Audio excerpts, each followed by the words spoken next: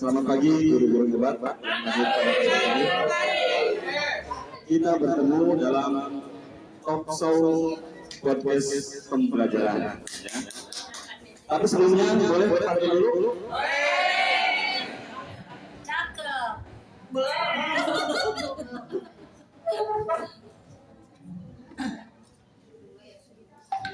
Ayo tuh hitung Pacu dalam tanah bergelombang. Lari cepat dalam lomba. Pada salam kita berkumandang. Semoga selamat dan berbahagia. Pada kesempatan ini kami dari tim kelompok 4 akan menyampaikan podcast tentang pendidikan, yaitu mengenai refleksi. Ya, sebagaimana kita ketahui bahwa refleksi itu penting dalam dunia pendidikan supaya kita meningkatkan lebih baik lagi dalam pembelajaran baik bagi guru dan siswa.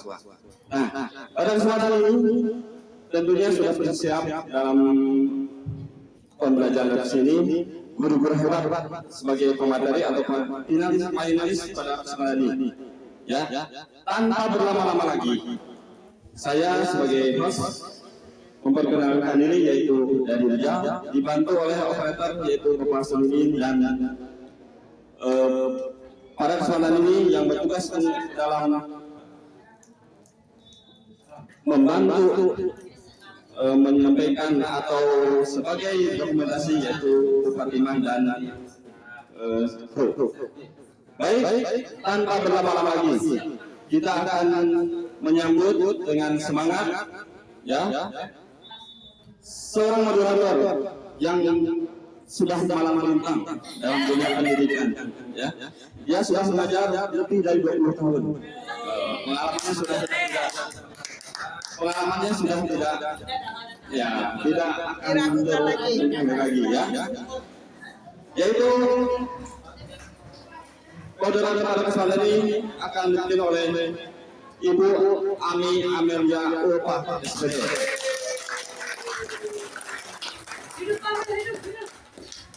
Dengan narasumber, silakan Ibu untuk menempati tempat duduk.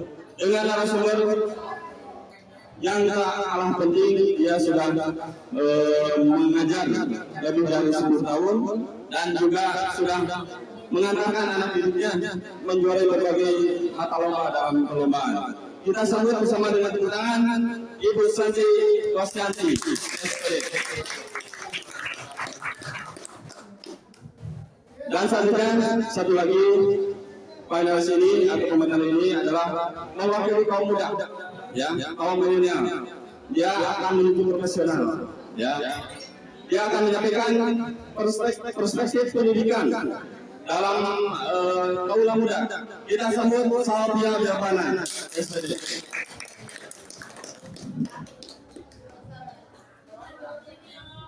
Ya, untuk selanjutnya talk show pada hari ini kita langsung dipimpin oleh moderator. Sepertinya kami sampaikan dan kami serahkan moderator. Bismillahirrahmanirrahim. Assalamualaikum warahmatullahi wabarakatuh. Waalaikumsalam warahmatullahi wabarakatuh. Selamat pagi, salam semangat untuk kita semua. Yang saya hormati Ibu Fasilitator serta Ibu Bapak Guru hebat yang saya banggakan.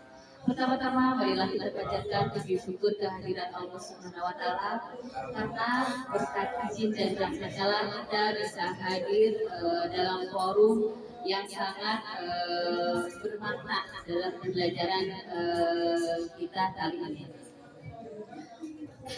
Perkenalkan, saya Amelia yang akan memimpin jalannya sesi talk show kali ini. Teman-teman sekalian, talk show ini bukan sekedar tugas kelompok, tetapi juga bagian dari proses belajar aktif di mana setiap dari kita diberi kesempatan untuk menggali lebih dalam, baik dalam memberikan dan menyampaikan ide, berpikir kritis, berbicara di depan umum. Dan melalui forum ini kita bukan hanya belajar dari murid dan guru, tapi belajar juga dari satu sama lain. Adapun topik yang akan dibahas kali ini adalah saatnya berkaca, membangun pembelajaran lebih baik dengan refleksi. Susunan acara talkshow kali ini akan dibagi menjadi 2 sesi. Yang pertama ada sesi pemaparan materi yang akan disampaikan oleh 2 narasumber kita, dan selanjutnya ada sesi tanya jawab. Maka dari itu saya mengajak rekan-rekan untuk aktif menyimak dengan baik dan memberikan respon serta yang positif serta pertanyaan yang sangat membangun. Tanpa memakan waktu lagi, marilah kita dengarkan pemaparan dari pemateri pertama yang akan disampaikan oleh Ibu Salsa Bila Mirman. Kepadanya kami persilahkan. Terima kasih Ibu. Assalamualaikum warahmatullahi wabarakatuh.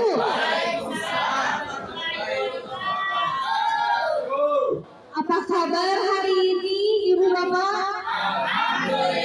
Luar biasa. Mana semangatmu? Ini semangatku.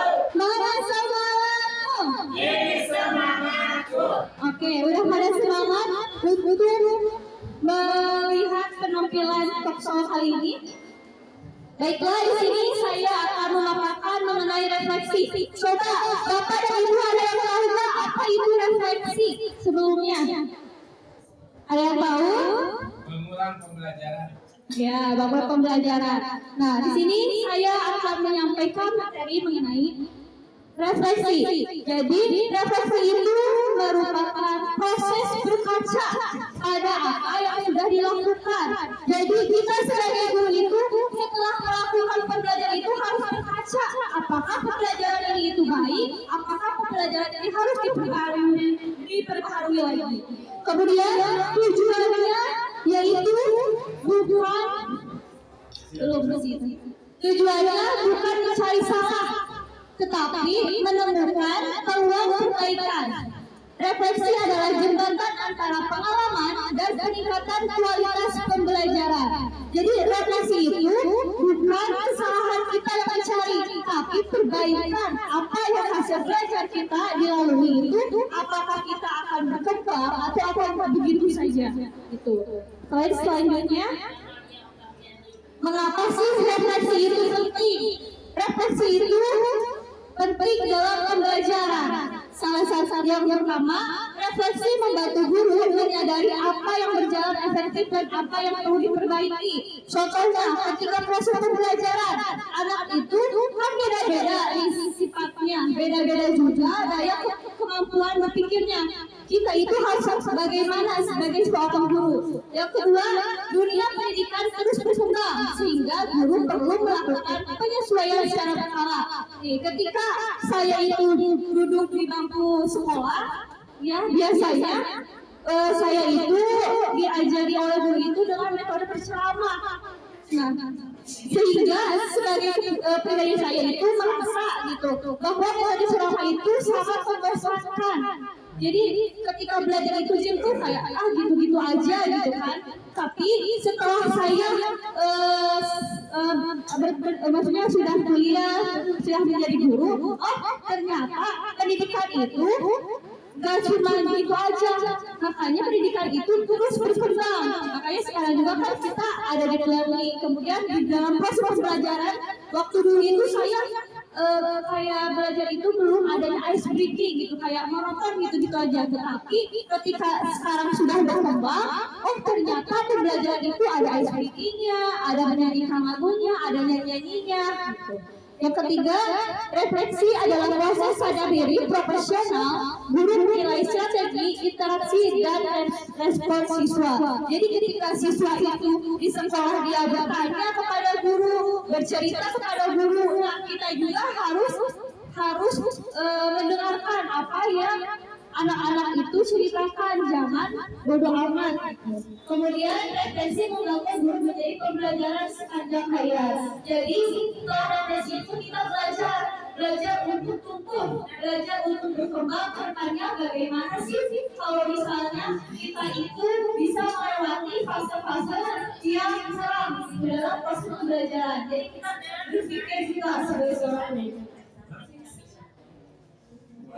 Mengapa selanjutnya?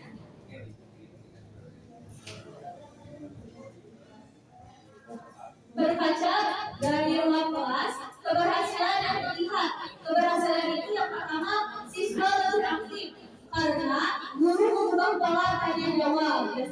ada produknya supaya siswa juga mesti jawab apa yang ibu guru atau guru lontarkan.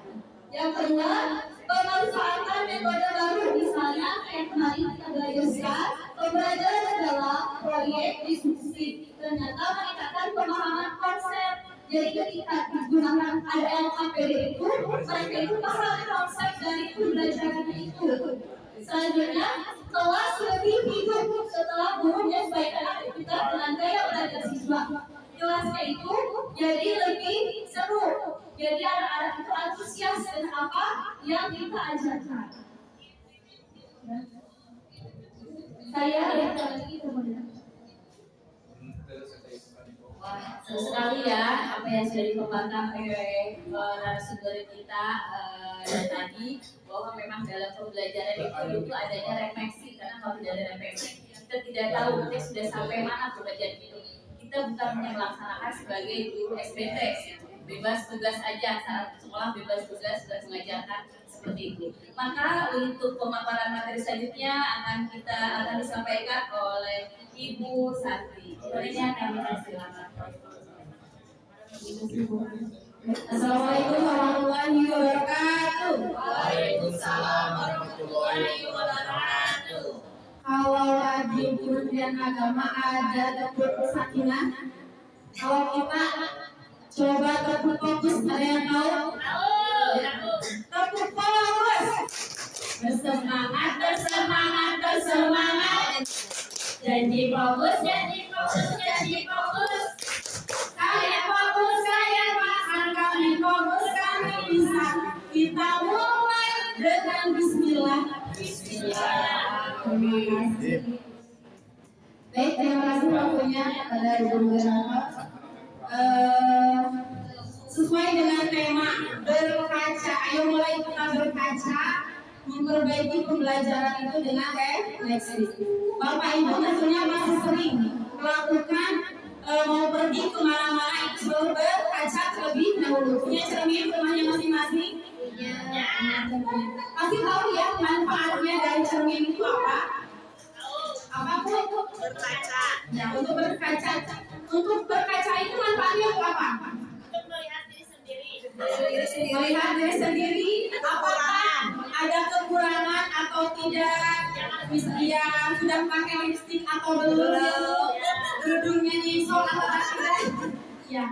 Nah, pasti setiap orang itu mempunyai kekurangannya masing-masing, tidak ada yang sempurna. Begitupun kita dalam pembelajaran pasti mempunyai kekurangan, makanya diadakannya refleksi sebagai berkaca kita. Apakah selama pembelajaran kita itu sudah berhasil atau belum?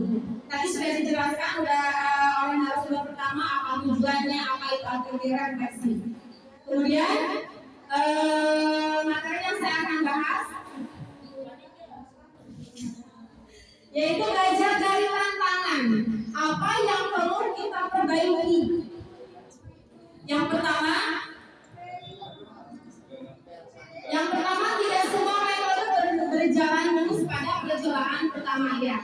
Pasti semua metode pembelajaran yang kita terapkan di kelas itu belum tentu berjalan mulus dengan baik di percobaan pertama. Misalkan kita melakukan percobaan di pelajaran IPA, belum tentu anak-anak itu bisa melaksanakannya dengan baik apa yang sesuai dengan kita instruksikan.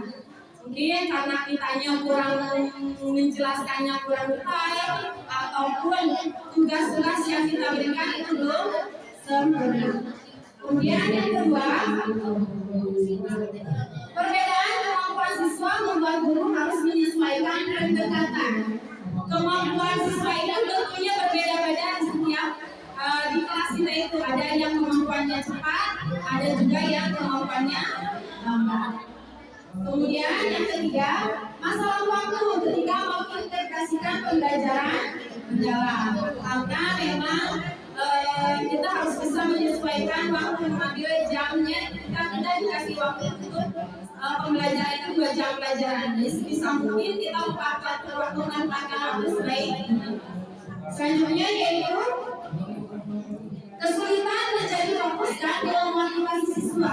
Ya, anak-anak tidak selamanya termotivasi dengan apa yang sudah kita rencanakan. Sudah dikasih ice breathing, ada yang biasa-biasa saja, masih ada yang ngobrol, masih ada yang ngantuk sekali-sekali.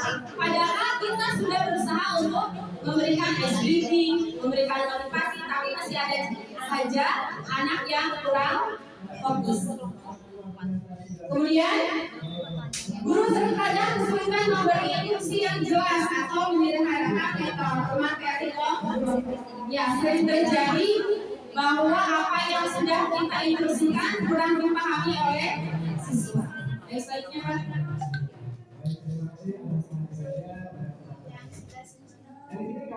Ya, refleksi sebagai alat perbaikan berkelanjutan. Memang benar, refleksi itu adalah alat sebagai tali berkaca supaya kita menjadi lebih baik. Dan refleksi bukan hanya dilaksanakan sehari atau sekali saja, tetapi harus berkelanjutan, berproses. Karena apa? Guru yang pertama dapat membuat jurnal. Caranya, guru dapat membuat jurnal refleksi mengajar sekitar 3-5 menit setelah pembelajaran selesai. Baik itu melalui tanya jawab ataupun merefleksi diri sendiri. Kemudian yang kedua, mengajak siswa itu melakukan refleksi. Biasanya sering dilakukan oleh Bapak Ibu, mungkin apakah hari ini senang? Biasanya berarti refleksi secara langsung atau secara lisan. Kemudian menggunakan catatan observasi aktivitas siswa. Biasanya Bapak Ibu ketika anak-anak sedang belajar suka ada catatan observasi. Nah, biasanya itu harus dijadikan untuk refleksi juga untuk kita. Apakah anak ini terlibat aktif ataupun pasif di dalam kelas. Kemudian lakukan refleksi kolaborasi bersama rekan sejawat. Bisa kita membantu rekan sejawat kita, misalkan seperti pre-teaching, ya, pembelajaran atau misalnya oleh kepala sekolah atau mungkin nanti ada pengawas boleh kita untuk melihat bagaimana kita cara mengajar. Nanti biasanya kita rekan sejawat atau kepala sekolah memberitahu kekurangan kita. Nah itu bisa dijadikan sebagai refleksi. Kemudian menggunakan data hasil pekerjaan siswa sebagai bahan cermin. Ya tentunya setelah melakukan pembelajaran selesai kita biasanya melaksanakan tes formatif ya. Nah itu bisa dijadikan bahan untuk refleksi apakah anak-anak sudah bisa atau sudah paham dengan apa yang kita laksanakan. Transformasi pembelajaran melalui refleksi. Transformasi itu apa sih, ada yang tahu? Perubahan melalui refleksi. Kita itu hidup bukan di zaman dahulu. Pembelajaran itu terus berkembang. Makanya harus adanya transformasi. Yang pertama caranya refleksi menjadi guru lebih peka terhadap kebutuhan siswa. Kalau dulu guru yang lebih aktif, tapi sekarang dituntut adalah siswa yang lebih aktif. Guru hanya sebagai fasilitator. Kemudian pembelajaran menjadi lebih bermakna karena berbasis pengalaman nyata. Ya, pembelajaran mendalam ini memang dianjurkan untuk lebih ditaukan dengan kehidupan nyata murid. Jadi misalkan ini aja, ada sesuatu hal yang pernah kita pernah kita alami atau pernah kita lihat. Kadang-kadang anak itu lebih antusias untuk bercerita dan menjawab apa yang kita pertanyakan. Kemudian guru menjadi lebih percaya diri mengajar ketika memahami kekuatan dan kelemahan dirinya. Tentu apabila kita sudah tahu kekurangan kita dari hasil refleksi, pasti tidak akan dilakukan lagi di kemudian hari karena kita sudah tahu apa yang kurang dari kita dalam pembelajaran. Kemudian terbentuk budaya belajar yang lebih sehat baik bagi siswa maupun guru. Kalau kita sudah tahu kekurangan kita, tentunya kita pun akan memperbaiki pembelajaran kita dan tentunya akibatnya atau hal positifnya pembelajaran kita pun akan menjadi lebih menyenangkan dan lebih sehat lagi untuk kita dan juga untuk siswa. Mungkin itu yang dapat saya sampaikan. Terima kasih. Kembali lagi ke Ibu Moderator. Jadi kita tahu ya bahwa pentingnya refleksi dalam sebuah pembelajaran. Jadi apa tolak ukur sebuah keberhasilan dalam pembelajaran kita jelas juga.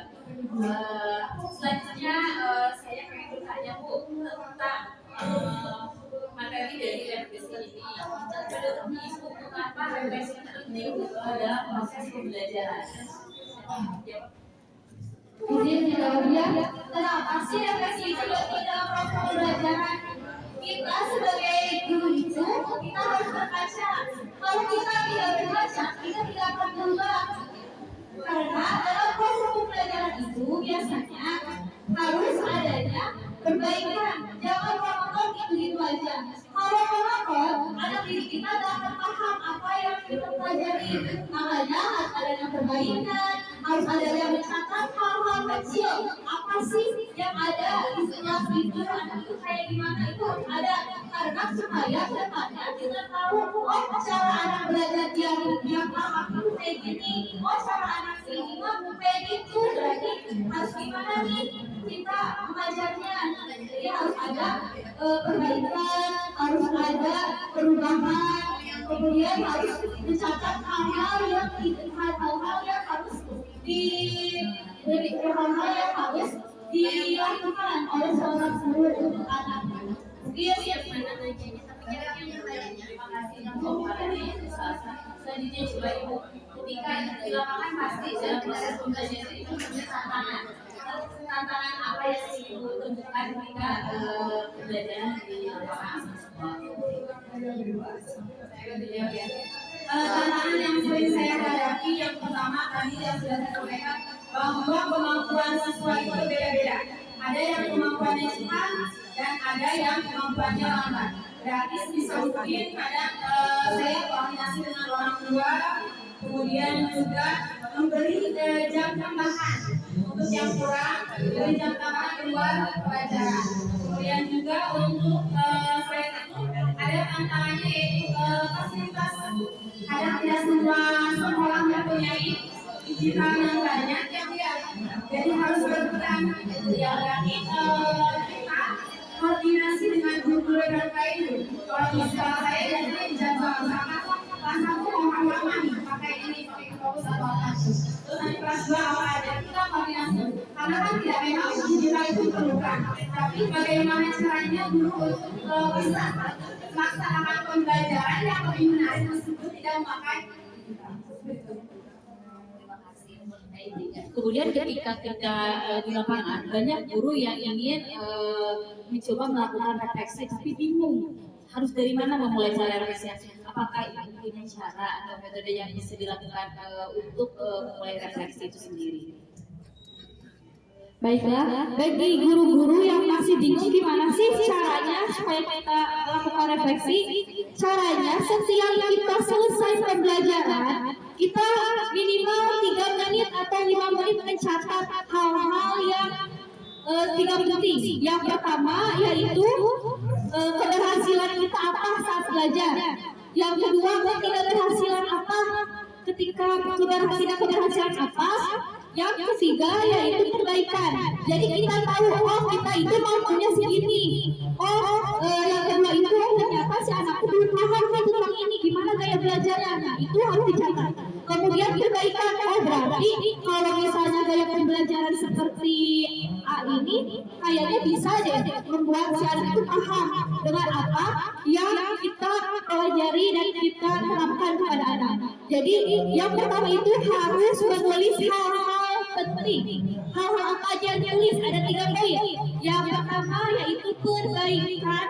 Yang kedua keberhasilan. Yang ketiga yaitu ketidakberhasilan kita saat belajar. Mungkin itu Ibu. Iya. Apa harapan Ibu yang disampaikan terkait dengan budaya dari penerapan refleksi itu sendiri? Ya, harapan saya sebagai pendidik khususnya ingin bahwa refleksi ini bukan hanya dijadikan sebagai tugas saja, tapi dijadikan sebagai rutinitas sehari-hari kita. Khususnya kita apabila karena kan refleksi itu harus perubahan ya. Kita harus mau berubah, jangan monoton. Jangan PPT kemarin harus PPB, ya. Jadi harus berubah, ada perbaikan berarti dirubah lagi. Refleksi itu bukan hanya sekedar tugas nih harus ada refleksi, bukan, tapi dijadikan sebagai keseharian kita, merefleksikan diri bagaimana baiknya, bukan hanya di lingkungan sekolah kita juga, tapi saya berharap semuanya bisa melaksanakan itu. Terima kasih kepada dua narasumber kita yang sudah memaparkan dengan detail tentang pentingnya refleksi dalam sebuah pembelajaran. Nah, mungkin setelah Ibu Bapak Guru menyimak pemaparan yang disampaikan oleh dua pemateri ini, barangkali ada dari Ibu Bapak yang mau ditanyakan kepada kedua narasumber kita. Maka Ibu persilakan.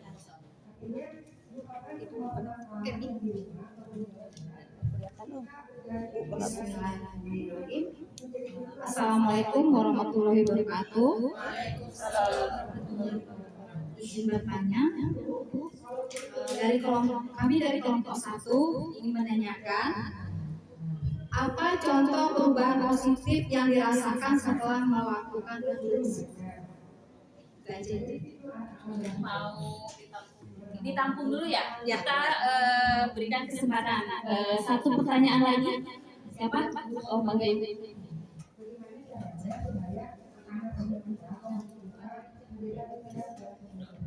Assalamualaikum warahmatullahi wabarakatuh. Kami dari kelompok 3. Tadi narasumber menyatakan bahwa refleksi menjadikan guru lebih peka terhadap kebutuhan siswa dan guru juga lebih percaya diri. Nah, yang ingin kami tanyakan, apakah refleksi mampu mengubah pola belajar guru? Terima kasih. Terima kasih. Mangga, siapa yang mau menjawab?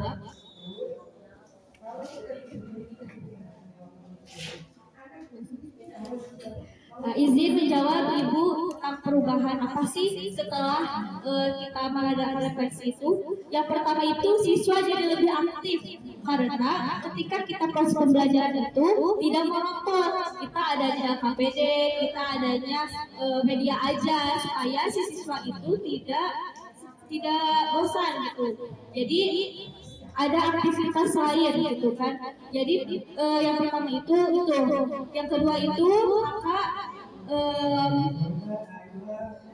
bahannya itu kepada guru juga, guru bisa terus belajar gaya metode seperti apa gitu. Jadi guru itu nggak kayak datang ke kelas kasih tugas ngumpulin tugas anak terus menilai beres, nggak kayak gitu. Jadi kita harus menyiapkan rangkaian pembelajarannya sebelum kita mengajar supaya ketika kita mengajar itu tidak cuma hanya duduk menilai terus selesai seperti itu. Mungkin hal itu, Ibu, bagaimana? Cukup? Berarti kesimpulannya Ibu ya, kita sebagai guru semenjak pembelajaran mendalam ini kita harus menerapkan 3 prinsip pembelajaran mendalam ya Bu ya. Berarti pertama ya bermakna, kesadaran, bermakna dan Bergembiraan, ya. Sudah? Selanjutnya untuk pertanyaan kedua akan dijawab oleh Ibu Santi. Tadi pertanyaannya apakah ya Bu, apakah refleksi itu mampu mengubah pola mengajar guru? Ya, saya yakin mampu, bisa kalau gurunya mau melaksanakan refleksi dengan baik dan mau melaksanakannya dengan rutin. Karena kalau kita tadi dengan tema kita berkaca, pasti kan kalau kita berkaca bercermin tahu kekurangan kita. Kalau kurang, ini kerudungnya mengsel misalkan, pasti kita perbaiki. Atau misalnya ini lipstiknya kurang, pasti kita tambah. Ini siram bedaknya masih belum terlihat. Nah, atau bajunya belum rapi, pasti kita perbaiki. Begitupun dengan refleksi. Kalau kita laksanakan dengan baik, refleksi yang kemudian laksanakan dengan rutin, insya Allah pasti semuanya akan mengubah pola mengajar kita sesuai kebutuhan apa yang dibutuhkan oleh siswa. Ya, karena kita harus mau berubah, harus mau merubah sesuai ke ini ya perkembangan zaman dan apa yang dibutuhkan oleh siswa. Mungkin itu ya Bu. Cukup Bu. Baik, terima kasih. Tak terasa kita sudah sampai di penghujung acara talkshow kali ini. Tadi kita sudah mendengarkan pemaparan tentang pentingnya refleksi dalam sebuah pembelajaran. Saya ucapkan terima kasih kepada para narasumber kita kali ini. Mudah-mudahan apa yang disampaikan beliau-beliau bisa menambah wawasan kita dan bisa memperbaiki kita dalam proses pembelajaran kita di kelas. Saya selaku moderator pamit undur diri. Wabillahi taufiq wal hidayah. Wassalamualaikum warahmatullahi wabarakatuh. Dan saya kembalikan kepada pembawa acara. Ya, terima kasih Ibu. Tepuk tangan dulu untuk para moderator dan juga narasumber pada kesempatan ini. Ya. Boleh berbantu lagi? Pisau bersih di atas kaki. Ikan sepat tersusun rapi. Ucapan terima kasih dengan sepenuh hati pada guru hebat yang telah mendukung. Refleksi yang kita sampaikan pada kesempatan ini memang begitu penting. Ya. Dan untuk selanjutnya mungkin kami dari kelompok 4 banyak kekurangannya. Tentunya saya mohon maaf dari perbuatan. Ya. Kita bertemu di kesempatan yang akan datang dan topik yang akan datang. Ya, terakhir kami sebagai yang bertugas pada hari ini akan memperkenalkan diri kembali, yaitu host saya dari Rijal dengan moderator Ibu Amia Maria SPD dan juga para narasumber Santi Rosanti SPD dan Sabina SPD dibantu oleh operator Ibu Agnia dan Pak Hasan dan seksi dokumentasi Fatimah dan Neti Setiawati. Kami meminta saudara ini mengucapkan terima kasih dengan ucapan alhamdulillah, maka kami tutup acara ini dengan wassalamualaikum warahmatullahi wabarakatuh.